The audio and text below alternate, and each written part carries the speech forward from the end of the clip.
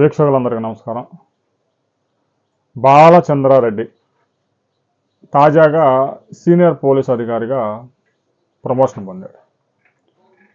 రాష్ట్రంలో ఈ అధికారి పేరు మర్చిపోవడం చాలా కష్టం.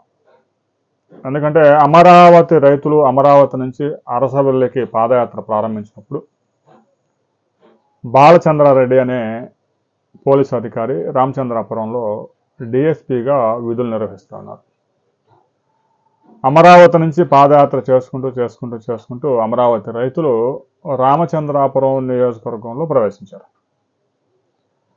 అమరావతి రైతుల పాదయాత్రను ఎట్టకేలకు అణిచివేయాలి అనే ఉద్దేశంతో వైసీపీ కీలక నేతల నుంచి అప్పట్లో వచ్చిన ఆదేశాల మేరకు ఈ అధికారి చెలరేగిపోయాడు.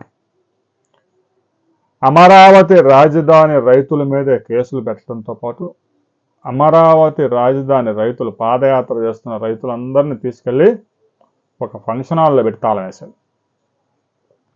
ఇక ఆ ఫంక్షన్ హాల్ని 24 గంటలు నిర్బంధం పెట్టేశారు.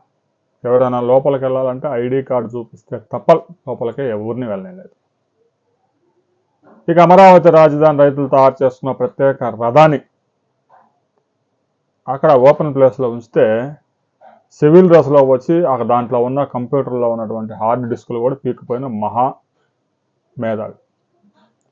అప్పటి మంత్రి ఆదేశాల మేరకు ముఖ్యమంత్రి ఆదేశాల మేరకు రెచ్చిపోయి చెలరేగి అమరావతి రాజధాని రైతులను నిర్బంధించి చెప్పటానికి వీలు కాని భాషలో బూతులు తిట్టి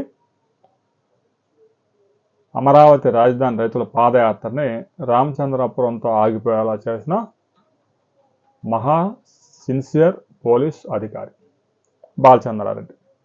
ఇప్పుడు ఈయన గురించి ఇంతగా ఎందుకు చెప్పుకోవాల్సి వస్తూ ఉందంటే, అమరావతి రాజధాని రైతులు కనీసం పాదయాత్ర చేసుకునే స్వేచ్ఛ కూడా లేకుండా ప్రజాస్వామ్యంలో బ్రిటిష్ వాడు ఎలాగైతే భారతీయులను బూటకాలతో అణిచివేశాడో ఆ విధంగా అణిచివేసి పాదయాత్రని ఆపిన మహా సీనియర్ అయిపోయారు.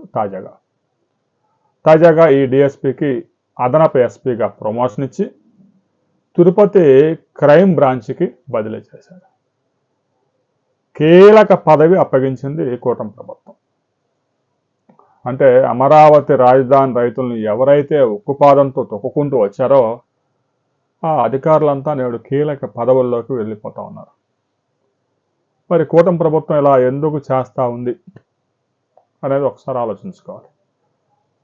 అణిచివేతలకు పేరుపడ్డ అధికారులు ఇప్పటికే ఒక ముగ్గురు అధికారులకి కీలక పదవులు లభించాయి.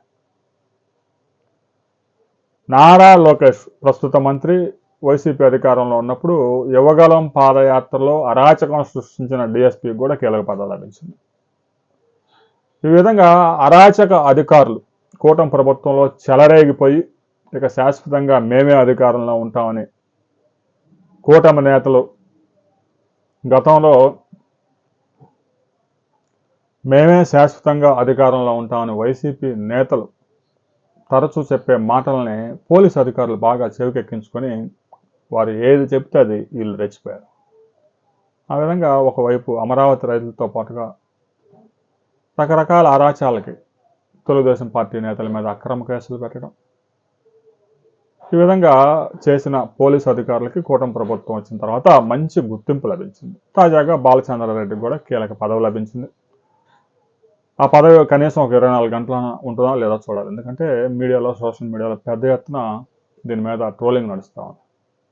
అమరావతి రాజధాని రైతులను ఇంత తీవ్రం అవమానకరంగా పాదయాత్రను మధ్యలోనే ముగించుకొని ఇంటికి వచ్చే విధంగా చేసి వాళ్ళ మీద అక్రమ కేసులు పెట్టి మహిళలు అని చూడకుండా బండ బూతులు తిట్టిన ఈ మహానుభావుని తీసుకెళ్ళి తిరుమల లాంటి కీలక ప్రదేశంలో వేశారు అంటే దీని వెనుక ఉన్న శక్తులు ఎవరు అనే దాని గురించి కూడా చర్చ నడుస్తూ ఉంది. అయితే దీనికి సంబంధించి మీడియాలో పెద్ద ఎత్తున దుమారం రేగింది కాబట్టి ఈ సీనియర్ అధికారిని అక్కడ ఉంచుతారా తొలగిస్తారా అనేది మరో వీడియోలో తెలుసుకుందాం.